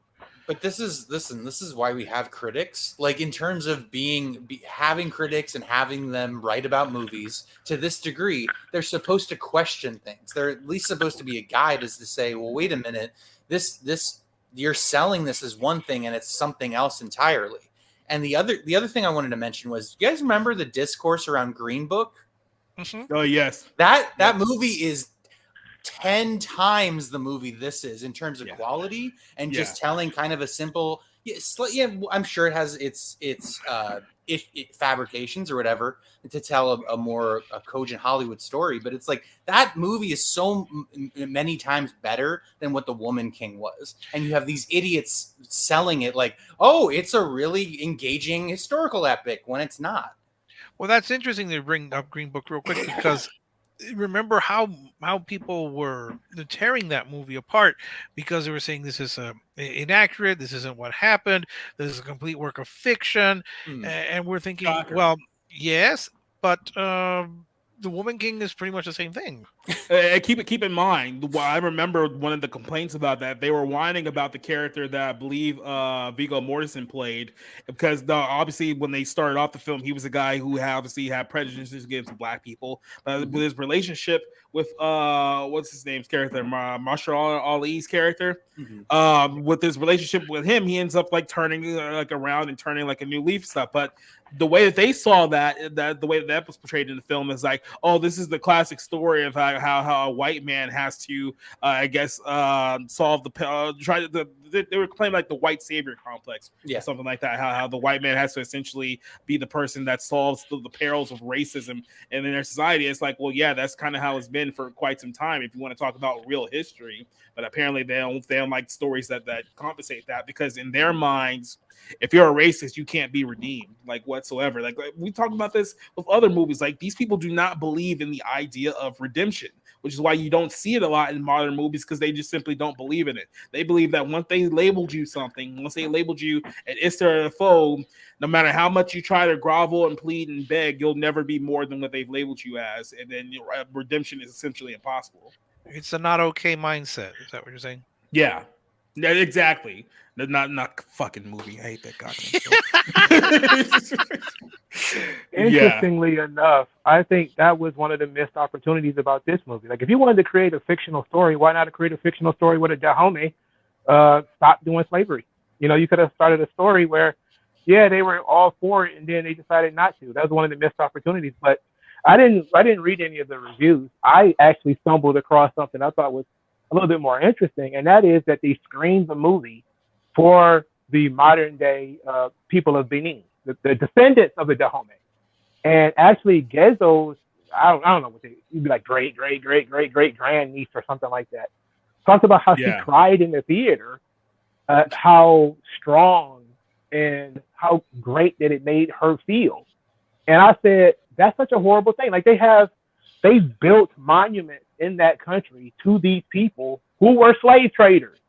Yeah. And it's like, in America, we think that's the worst thing possible. We want to tear down those statues if you owned and traded slaves in the United States. But it's okay to prop up slave traders in Benin. You know, it was the weirdest thing in the world to read that article and say, you know, hey, because I was thinking, like, I don't really care what a lot of Americans think about the movie. I was very interested in what the Africans thought of the movie. And I couldn't find a lot of Africans to give a sort of critique of the film. But I did see somebody, I forget what site it was, who talked about the critique from the people that would be represented in this movie, would be, you know, King Gezo's descendants. And to see them, you know, basically filled with pride that their great granddaddy was okay with ending slavery, when it's like, no, you know that's not the truth. You know that's not true. Because you live in that country. You can't tell me like Hollywood, but the Hollywood, you know, twisted the history to make them look good. So of course they feel like it's great. You know, if you'd wrote a story where, you know, the Nazis are the good guys and the Nazis are still existing in Germany, they'd be like, yeah, we loved it. It was great. You know, we didn't look too bad. So yeah, it was great. But it was like, that was the weirdest thing for me to see, especially considering all the stuff we've gone through for the last 2 or 3 years here in the United States, you know, when it comes to tearing down statues, is that they made sure, and they always make sure, that you never forget that George Washington had slaves, that Thomas Jefferson had slaves. You are never allowed to forget that ever happened. But when it comes to these people in this country that still exists in Benin today, it's okay for them to forget it. It's okay for them to continuously to feel pride in that. Yeah. And I think if you want to compare this movie to something like Gladiator, yeah, I think it's more like Gladiator than, you know, Braveheart. But that would be all in the marketing of the film. They marketed the film as being, hey, come read the story, the true story of the African warrior women. And people got up to go, if the people who did go see it, that's what they were going to see. So I feel like the marketing of the film led to all the critiques of the film. If you just wrote a movie and said, hey, we're going to write a movie about female soldiers, and yeah, it's based kind of on true events, but we, of course, Hollywood the thing up, people wouldn't talk so much about the historical inaccuracies because they would know it's inaccurate. You know, it's similar to, like I said, Gladiator.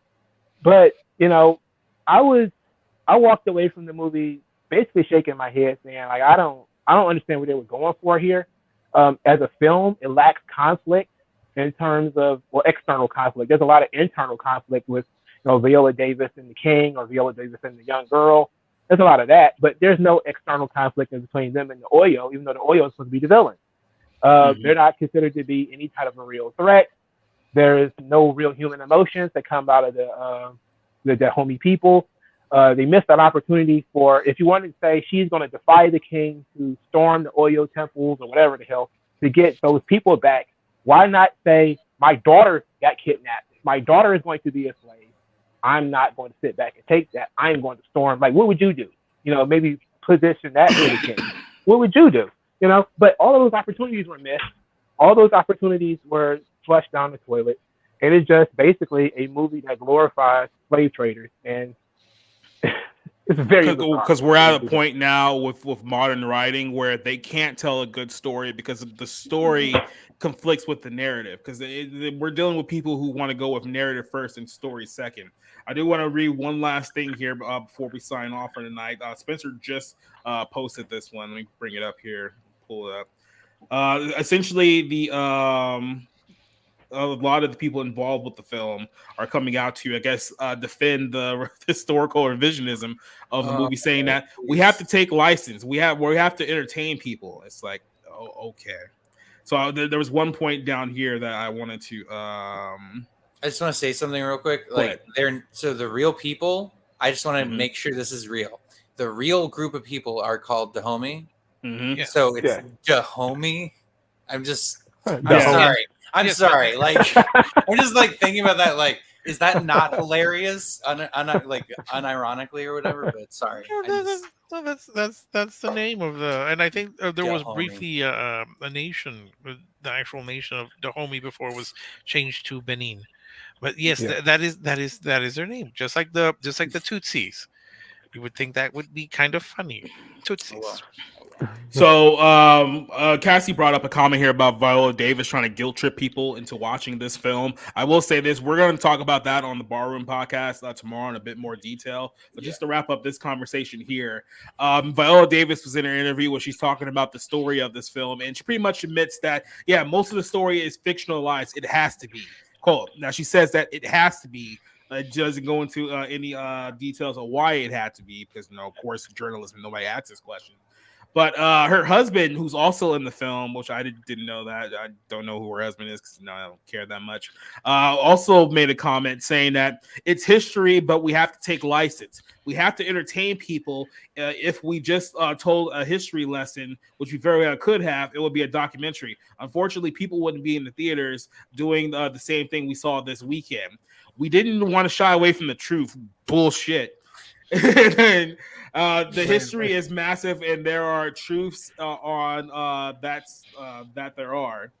It said if people want to learn more, they can investigate more. So don't do your own job of telling a film that actually highlights all of those uncomfortable truths. Just go out there and do your own research to find out everything is a lie. And keep in mind, I wanted to read this one little line here from a positive review that gave it a 4 out of 5, saying that you will not find a more colorful representation of African life than this movie.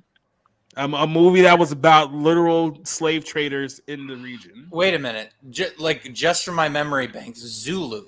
Anybody seen Zulu? Because that's an amazing cinematic vision of an African tribe going at war with the British or whatever. So there's a Michael Caine one, right? Yeah, it's that's a vivid look at that kind of. I actually remember wasn't there a mini series about one of the kings, Shaka Zulu? There was a mini series, and that was quite, from what I remember, bits and pieces, an interesting story about an actual warrior king who was able to fight the British. I mean, you have other stories. You can add something to history in all historical films. You don't have to literally make up things that never happened. Also, The Wind and the Lion by John Milius and John Huston. I think John Milius wrote it. Sean Connery plays an Arab who kidnaps an American woman. It's a fantastic movie, and it doesn't matter. You know why? Because it was well crafted by cinematic visionaries, and they wanted to make a movie. And it's as close to a Teddy Roosevelt biopic that as we've come to. That's right. Yep. But that's the way Hollywood goes now. I make the joke all the time when I talked about there was never a black Disney princess before we race swapped The Little Mermaid. These people are under the impression that these type of stories have never existed in the history of Hollywood cinema until they've created them. They truly believe that unironically. I say it just to take the piss, but these people truly buy into the bullshit that they tell themselves. Unironically out loud. I just don't get it whatsoever. By the way, I love The Princess and the Frog. Just gonna throw that out there. Yeah, a lot of people loved it when it came out. People were saying, what was it, 20 years ago when that film came out? That great. I don't know that, but if it's any comfort, the the Splash Mountain's going to be now Princess and the Frog, because Song of the South is just too traumatic. People, as they watch Brer Rabbit and Brer Fox singing Zippity Doo Dah, they're still traumatized by all that. Yeah, so way to go, guys! You canceled your own representation movie, so I guess that's why the Little Mermaid is important. There's just a little sidebar here, and we'll probably talk about this a little bit tomorrow too. All of these idiots who are coming out here trying to defend the Little Mermaid by saying, "Well, what about when that white guy played Goku 15, 20 years ago?" It's like you're talking about one of the most universally hated movies that have ever coming out. Everybody hated that. It's cinematic history. You're trying to use that as a flex and then I've heard the argument, and people have literally tried to argue this. Is like, well, that movie still came out, so why can't the Little Mermaid? It's like, and they already finished the Little Mermaid. So like, what are you complaining about? Like, you're making no sense whatsoever. I have no dog in this fight, but wasn't that the same issue with Avatar, The Last Airbender? Yeah. It's like, I hope they're not trying to defend that. It's Spencer playing like here. Everyone has hated this movie for like the second it came out. Like, it got fucking roasted on the internet when it came. It was like 2007, 2008, somewhere when that movie came out. Like, you're talking about a movie that's been universally hated for quite some time, and you're trying to use this one as a shield. Like, well, you guys didn't say anything about this. It's like, you clearly are not. You're in another universe right now if you think that no one said anything about that awful Dragon Ball movie that came out 15, 20 years ago. Like, you're just on another planet. You're not even on Earth anymore. Well, they remind me a lot of the well, no offense, the Millennial and Zoomers, the I guess the Peter Parker MCU version. Yeah, that thinks that everything started, after they were born, and that nothing actually came before. That's why they get these really old movies like Star Wars and Jurassic Park. Yeah, because nothing existed before them. Yeah, that's the problem with the activist class. To double back to the Princess and the Frog, I remember when it came out, there was great fanfare about the whole thing about the Princess and the Frog, and then most recently, I see that everybody hated because she was a frog for most of the movie. So it's like, a lot of these generations, they changed their minds. Like, the generation before, some of the young kids now love Princess and the Frog because, hey, we finally got something. And then the next generation, their children, they hate it because they found some reason to complain about it. So it's like, black people never made movies before 2000, I guess. Yeah. Which is why we're doing an all-black version of The Wizard of Oz, because that's never been done before. It never happened before, right?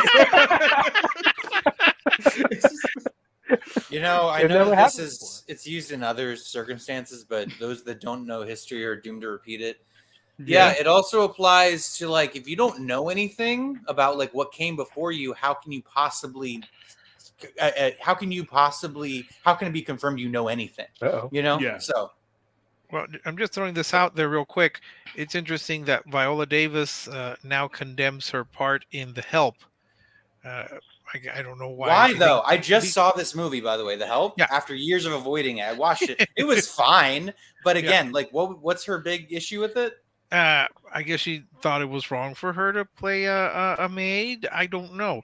I think she would prefer to be a warrior queen than to be a maid who's dependent on the white savior. I don't know, but she regrets that part. And I think she has nothing to be ashamed of. I thought it was a good film. I mean, I thought it did focus too much on Emma Stone at times, but believe me, when Octavia Spencer presented that pie, there were cheers in the audience from all races. Jessica Chastain. Oh no, sorry. Bryce Dallas Howard, right? Bryce Dallas. Yes. No, they're both in that movie. That's right. My head was exploding. one of them ate a shit pie, so I was like, okay, it's a win. I believe that was Bryce Dallas Howard. Okay, well, there you go. So. Yeah, because Jessica Chastain, I think, was the sweet, naive outcasts. They all like Jessica Chastain should have ate that shit pie because she's way more insufferable than me. Exactly. I think Jessica Chastain would be called back in my time, poor white trash. Yeah. I'm gonna start going on a rant here if we don't end this one soon. So let's wrap this up by mentioning that apparently the Bills had like 430 yards of total offense tonight and 23 first downs. So it wasn't a good night for Rob. So we're gonna let him go first to promote anything that he has coming up. So I love NFL football, and I can't talk. I have a review coming out this week for Any Given Sunday. It's one of my favorite movies about professional football. So I'm looking forward to that. And hopefully the Titans get it together next week against the Raiders, because they look like shit tonight. So that's it for me. Let me say this, because the Raiders are playing the Titans next week. Are you down for like a football stream, and maybe we can, I don't know, put something on the line where we can just like share in each other's misery of like the shitty football teams that we watch? No. You sure you like the objective of like suffering in real time? I just keep Sundays so I don't have to deal with people. So if I have to deal with people on that, I mean, I'll think about it, but it's probably no. Okay. Well, I don't know. I'll just pester you on Twitter then, and we'll just leave it at that. Okay. Rick, go ahead and tell people where we can find you. Well, I'm still at Rick's Texan Reviews, or Rick's Cafe Texan. I'm going to see if I can finally start writing reviews, clearing out my my DVR. And yeah, I'm just looking. Well, I wish I could look forward to football, but I really have no idea. You're the baseball guy, remember? I am the baseball guy. The only thing I know about football is that I cannot die, or I mean, I cannot have my funeral when the Packers are playing, because my best friend would actually miss my own funeral to see the Packer game. That is how fanatical he is. I love you, Gabe, but yeah, he would actually miss my funeral if the Packers were playing that same day. He would rather go and watch the Packers lose to the 49ers at home in the playoffs in the first round than go to your funeral. So. Exactly. So I put in my will that my funeral cannot take place during a Packer game, or when a Packer game is scheduled. It has to be moved. All right, then. Well, we'll hold you to that. And then our good buddy here, Mongo Slade, wasn't originally supposed to be on here, but had a pretty good time with you tonight. Now I got to add you to the description. So tell people where they can find more of you. All right. I usually do the YouTube thing. So the Magnificent Mongo Slade on YouTube. Sometimes I tweet at Mongo Slade 8. I do mostly wrestling, but I do dabble in movies and comics and manga and anime and stuff like that. So if you are interested, follow me over there. Thanks. All right, and let's go ahead and wrap it up here. Telling you what we guys got coming up here later this week. Tomorrow, episode 16 of the Ballroom Podcast. We're going to be talking about Viola Davis trying to shame you into watching this terrible movie we reviewed tonight. Because if you don't, then you're against the narrative that black women can succeed in Hollywood, apparently. So go watch that film if you want white guilt or something like that, I guess. We'll also talk about how the fact that GTA 6 got leaked, and people are panicking and losing their shit about it on the internet. Sony also announced that they're doing a Karate Kid movie that is not going to be related to Cobra Kai. So which begs the question, why are we even doing this movie?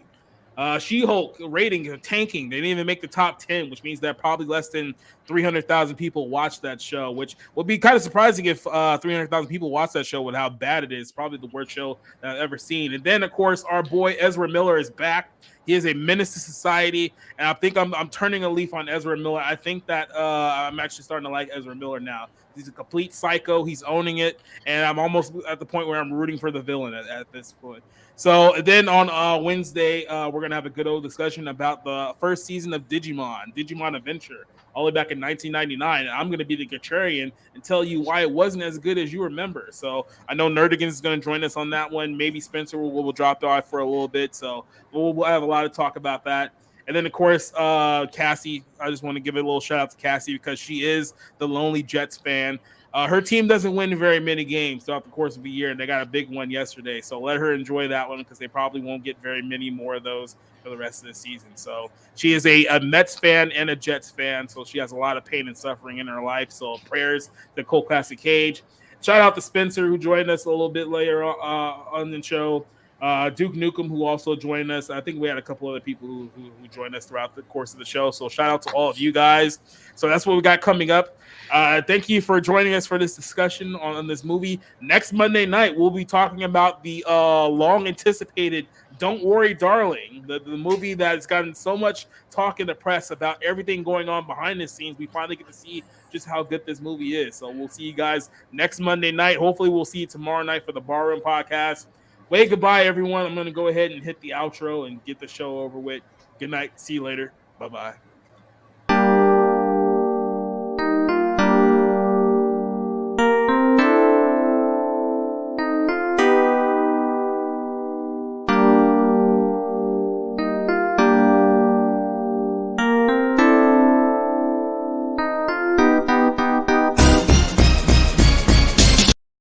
wanted to interrupt this outro just to let you guys know that the Tennessee Titans are currently last in the division, and believe it or not, they're behind the Jacksonville Jaguars. Mm-hmm.